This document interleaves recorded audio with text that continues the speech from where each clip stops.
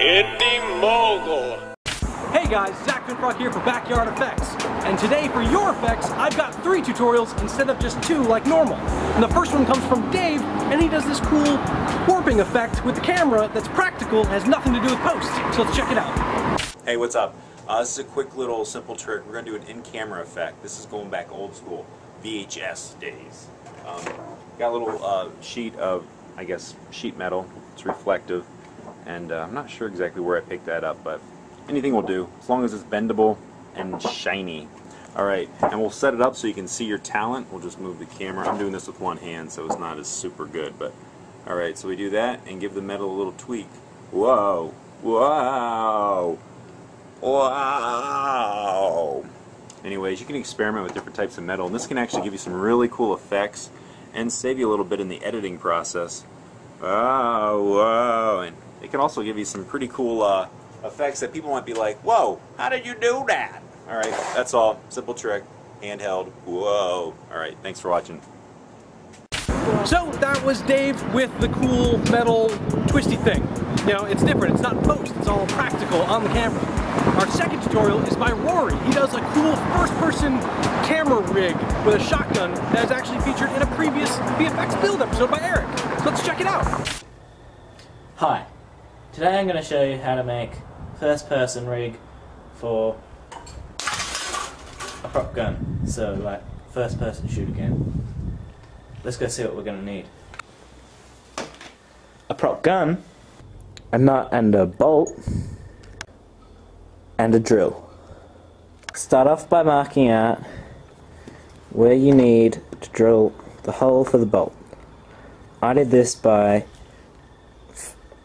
holding the bolt on the stock of the gun and then putting the camera onto the bolt so that I could see what the shot was going to look like when it was finished. Once you've marked out where you need to drill, all that's left to do is drill it.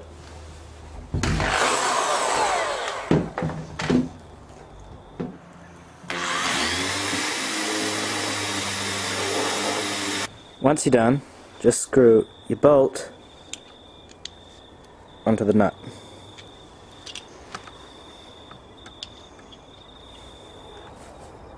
Once you're done, you should get something that looks like this.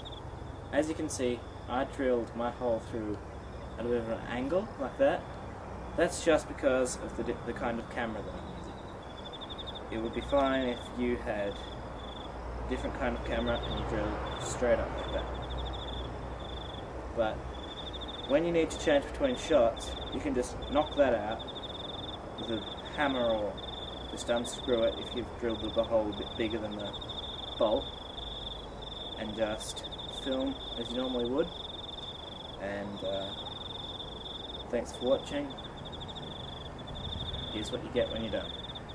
Nation.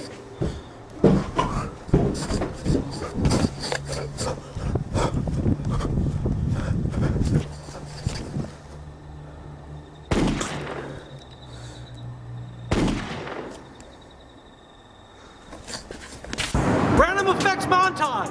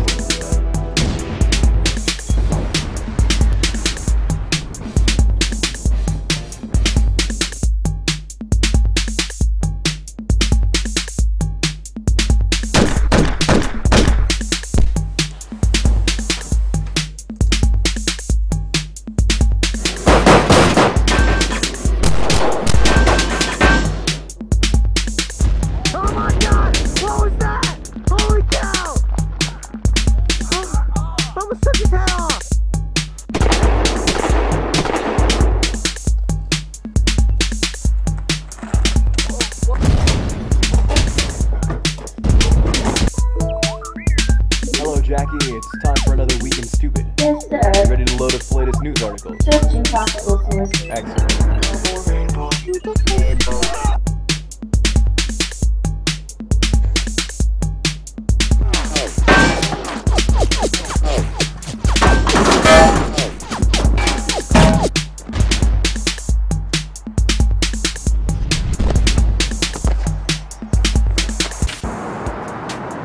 see, when I ask you guys to send in cool random montage clips, you listen and sent in some pretty badass shit. So our final tutorial is going to be by Gabe. He does this really creative and cool compositing trick for a bloody wound effect. So it's different than actually putting something on an actor. It's all done compositing, but how he builds it is really creative. So let's check it out. Today, we're making an awesome bloody headshot. Stay tuned. So for this project, you'll need some paper towel squares, dark colored juice, some green poster board, red food dye, and some cotton swabs. So, now you're going to want to fold your paper towel into a square, and then start pouring some of your dark colored juice into the center of the paper towel and tearing away chunks to make it look sort of woundish. And this is what it should look like. Now you're going to want to get your red food dye and start painting the inside and the outside of the wound. Now you're going to want to flip it over, put a paper towel on the back, and staple it to the front of the wound.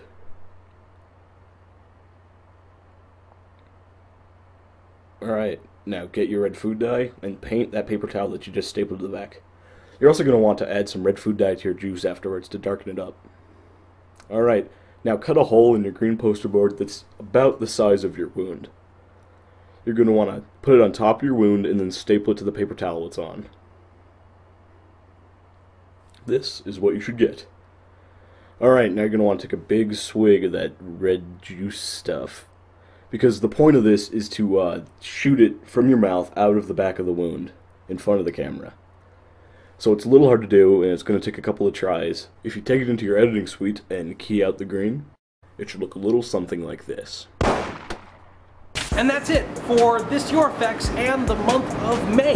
Go ahead and leave a comment below. Let me know what you thought about all the stuff. Keep sending in those random montage clips.